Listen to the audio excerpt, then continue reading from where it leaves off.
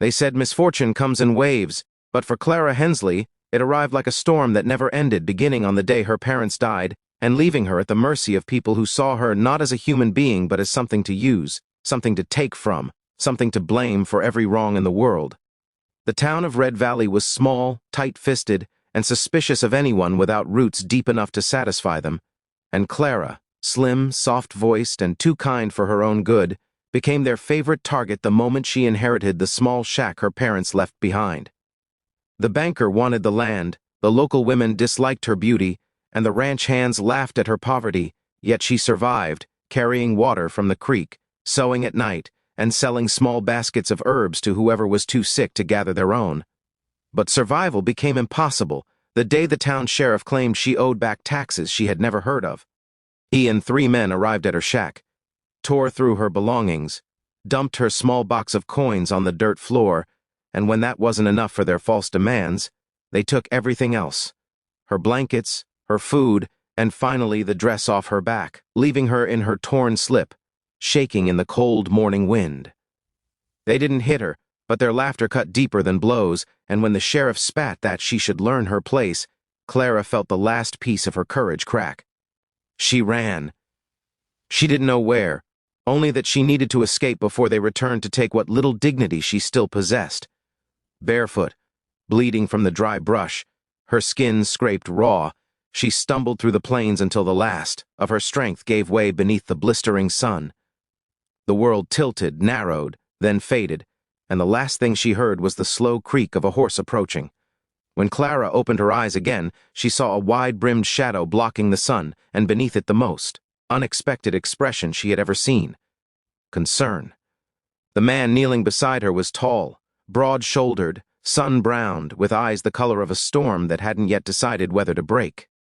His voice was steady, quiet, careful, as though he didn't want to frighten her. "Easy now," he murmured, offering his canteen without touching her. "Drink slow, you're safe." But Clara shook her head, flinching away, expecting harshness, commands, mocking laughter, anything but kindness. The cowboy read the fear instantly. He didn't reach again. Instead, he set the canteen beside her and leaned back with both hands raised. "Name's Colt Maddox," he said calmly. "I ain't here to take nothing from you. You hear me? Nothing." Something in his voice, some deep honesty carved from a hard life, broke through her panic. She whispered her name just once, and that was enough for Colt to understand that she was hanging on to the world by a thread. Carefully, slowly, he draped his coat around her shoulders, not letting his fingers brush her skin. She tried to protest, but he cut her off gently. "Ma'am, you can barely sit up. Let me help or tell me who did this to you, and I'll see justice done." At that, Clara's breath hitched, and silent tears spilled down her face. Colt didn't push for answers. He simply waited, patient as mountains. When she finally whispered what happened, how the sheriff had stripped her home bare, how the men had left her with nothing but shame, Colt's jaw tightened, and a dangerous cold settled in his eyes. "They left you out here to die," he said, voice low, "over my dead body." He lifted her with surprising gentleness, as though she weighed no more than a feather, wrapped her in a blanket from his saddlebag, and placed her on his horse.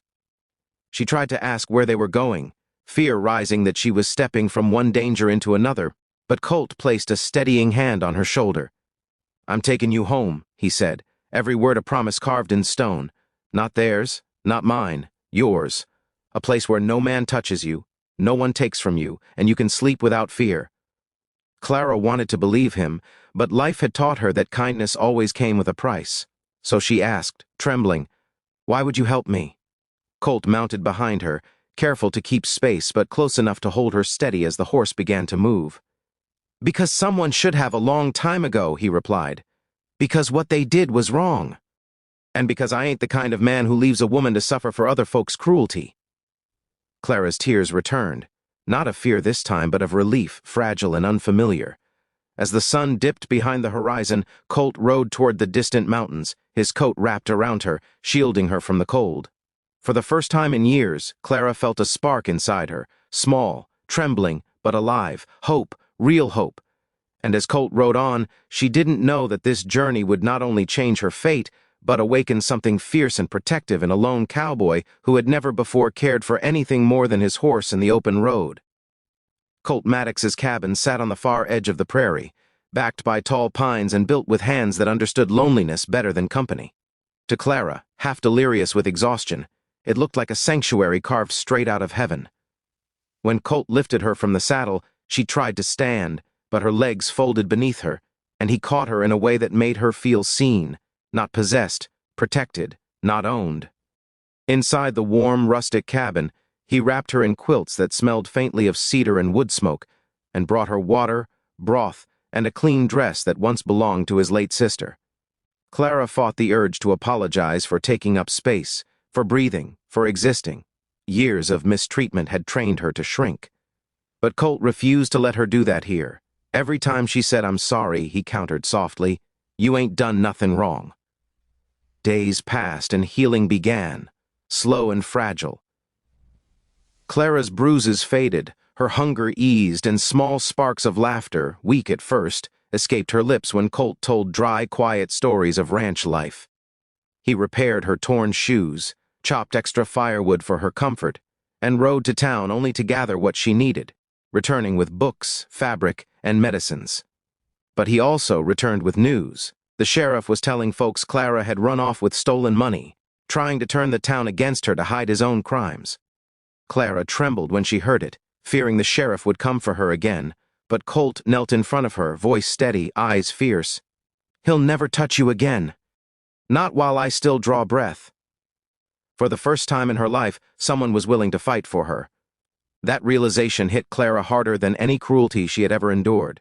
One cold evening, as snow drifted past the window and the fire crackled softly, Clara found herself speaking truths she had buried deep, telling Colt about the years of mistreatment, the loneliness, the helplessness of being poor in a world ruled by the cruel.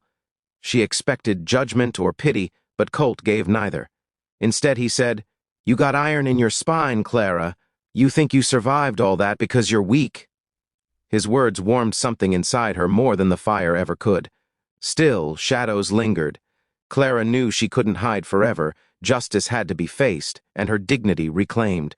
Colt saw this in her eyes long before she spoke it aloud. So one morning he saddled his horse, wrapped Clara in his coat again, and said, "We're going back. Not to bow your head, to lift it." Clara trembled at the thought of returning, but walking beside Colt, she felt a strange, rising courage. When they reached Red Valley, whispers rippled through the streets like wildfire. The sheriff swaggered toward them, confident he still held power. But Colt stepped in front of Clara, his voice a cold steel edge. "You lied," he said. "You stole, and you left a woman to die." The sheriff laughed until half the town stepped outside their shops listening. Colt didn't raise his voice, didn't threaten violence. Instead, he spoke the truth loudly enough for everyone to hear. Clara, gathering her bravery, stepped forward and told her story in full. Every humiliation, every theft, every insult. The crowd who once scorned her now shifted uncomfortably, realizing the cruelty they had ignored, the injustice committed at their own doorstep. Fear flickered in the sheriff's eyes. Before he could act, the banker stepped forward, then the blacksmith, then 3 ranch hands, angry not at Clara, but at the abuse of power they had overlooked too long. By sunset, the sheriff was in chains, and the men who had wronged Clara were stripped of their badges and their authority. Justice, long denied, finally came. Afterward, Clara stood in the ruined doorway of her abandoned shack, unsure whether to rebuild or leave it all behind. Colt approached quietly, removed his hat, and held it against his chest. "You don't owe this town nothing," he said gently. "But if you want to start over, you got a place with me. Not because you need it, because you deserve peace, and I'd be proud to give it." Clara looked around at the place where she had suffered so much, then back at the man who had shown her kindness without asking anything in return. For the first time, she didn't feel fear when a man stepped close. Only warmth, protection, and a growing affection she couldn't deny. She placed her hand in his, trusting him fully, completely, deeply. "Take me home, Colt," she whispered. His answering smile was slow, strong, and full of promise. Without another word, he lifted her onto his horse, not carrying her away from something, but carrying her toward a life she never imagined she could have. And as they rode back toward the mountains, Clara leaned against him, knowing that the world had taken everything from her, until the day a cowboy found her and gave her back more than she had ever lost: safety, dignity, hope, maybe even love.